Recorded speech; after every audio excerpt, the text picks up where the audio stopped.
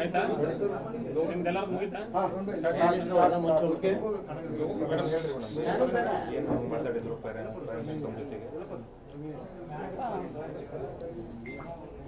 ತಮ್ಮ ದುಃಖವನ್ನು ಹೇಳ್ಕೊಂಡಿದ್ದಾರೆ.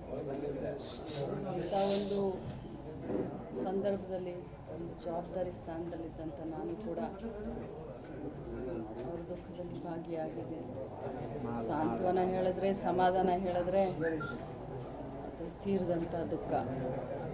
ಆದರೂ ಕೂಡ ದೊಡ್ಡ ಸಮಾಜ, ನಾವೆಲ್ಲ ಜೊತೆಯಲ್ಲಿದ್ದೀವಿ ಅಂತ ಧೈರ್ಯ ಹೇಳ್ತೀವಿ. ತನಿಖೆ ಯಾವ ರೀತಿ ನಡೀಬೇಕಂತ ಏನಾದರೂ ಆಗ್ರಹ ಮಾಡಿದ್ರ? ಅದನ್ನೆಲ್ಲ ನಿಮ್ಮ ಎದುರುಗಡೆ ಮಾತನಾಡಲಿಕ್ಕೆ ಆಗೋದಿಲ್ಲ. ಬಟ್ ಖಂಡಿತವಾಗ್ಲೂ ಆ ಮಗಳಿಗೆ ಒಂದು ನ್ಯಾಯ ಕೊಡಿಸುವಂಥ ಕೆಲಸ ಮಾಡ್ತೀನಿ.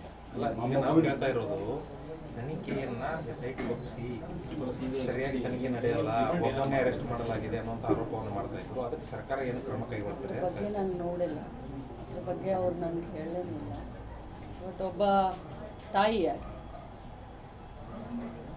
ಯಾವ ರೀತಿ ತನಿಖೆ ಆಗಬೇಕು, ನಿಷ್ಪಕ್ಷಪಾತವಾಗಿ, ಫ್ರೀ ಹ್ಯಾಂಡ್ ಆಗಿ ಆ ರೀತಿ ತನಿಖೆಯನ್ನು ಖಂಡಿತವಾಗ್ಲೂ ಮಾಡಿ. ಯಾಕಂದರೆ ಪರಮೇಶ್ವರ್ ಅವರು ಇದೊಂದು ಆಕಸ್ಮಿಕ ಘಟನೆ ಅಂತ ಹೇಳಿದ್ದಕ್ಕೆ ಅವರ ಪೋಷಕರು ತೀವ್ರ ನೋವನ್ನು ವ್ಯಕ್ತಪಡಿಸಿದರು. CM ಹೇಳಿಕೆ ಕೂಡ ನಮಗೆ ನೋವಾಗಿದೆ ಅಂತ ಹೇಳಿದರು. ಹೀಗಾಗಿ ತನಿಖೆಯ ಹಾದಿ ಯಾವ ರೀತಿ ಸಾಗ್ತದೆ ಅನ್ನುವಂಥದ್ದು ಅವರಿಗೆ ಸಂಶಯ ಇದೆ. ಯಾರಿಗೂ ಸಂಶಯ ಬೇಡ, ಅವ್ರಿಗೂ ಸಂಶಯ ಬೇಡ, ನಾಡಿನ ಜನರಿಗೆ ಯಾರಿಗೂ ಸಂಶಯ ಬೇಡ. ಅತ್ಯಂತ ಹೇಯ ಕೃತ್ಯ ಇದು. ಸಮಾಜ ಇಂಥ ಕೃತ್ಯಗಳಿಗೆ ಕಡಿವಾಣ ಹಾಕಲೇಬೇಕು. ಅತ್ಯಂತ ಕಠಿಣ ಶಬ್ದದಿಂದ ನಾನು ಇದನ್ನು ಖಂಡಿಸ್ತೀನಿ. ತನಿಖೆ ನಿಷ್ಪಕ್ಷಪಾತವಾಗಿ, ನಿಖರವಾಗಿ, ಫ್ರೀ ಹ್ಯಾಂಡ್ ಆಗಿ ತನಿಖೆ ಆಗುತ್ತೆ. ನಾನು ಅದನ್ನು ಅವ್ರಿಗೆ ಭರವಸೆ ಕೊಟ್ಟಿದ್ದೀನಿ. ನನ್ನ ಮೇಲೆ ಭರವಸೆ ಇದೆ ಅವ್ರಿಗೆ. ಖಂಡಿತವಾಗ್ಲೂ ನಾವು ನಿಲ್ತೀವಿ. ಘಟನೆಗಳು ಪದೇ ಪದೇ ಆಗ್ತಾ ಇದ್ದಾವೆ. ಇದು ಭಾಳ ಸೂಕ್ಷ್ಮ ಸಂದರ್ಭ ಇದೆ. ಬೇರೆ ವಿಚಾರಗಳ ಬಗ್ಗೆ ನಾನು ಮತ್ತೆ ಮಾತಾಡ್ತೀನಿ. ಇದೇ ವಿಚಾರದಲ್ಲಿ ಬಿಜೆಪಿ ರಾಜಕಾರಣ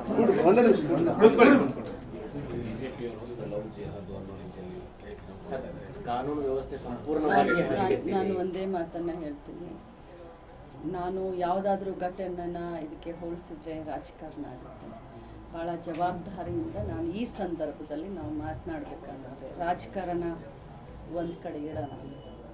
ಆ ಜೀವಕ್ಕೆ, ಹೋದ ಜೀವಕ್ಕೆ ನ್ಯಾಯ ದೊರಕಿಸ್ಕೊಡ್ಬೇಕಾಗಿರೋದು ನಮ್ಮ ಕರ್ತವ್ಯ, ನನ್ನ ಆದ್ಯ ಕರ್ತವ್ಯ. ನಾನು ನಿಮ್ಮ ಸಹಕಾರ ಕೂಡ ನಾನು ಬಯಸ್ತೀನಿ, ಮಾಧ್ಯಮದ ಎಲ್ಲರ ಸಹಕಾರ ಕೂಡ ನಾನು ಬಯಸ್ತೀನಿ.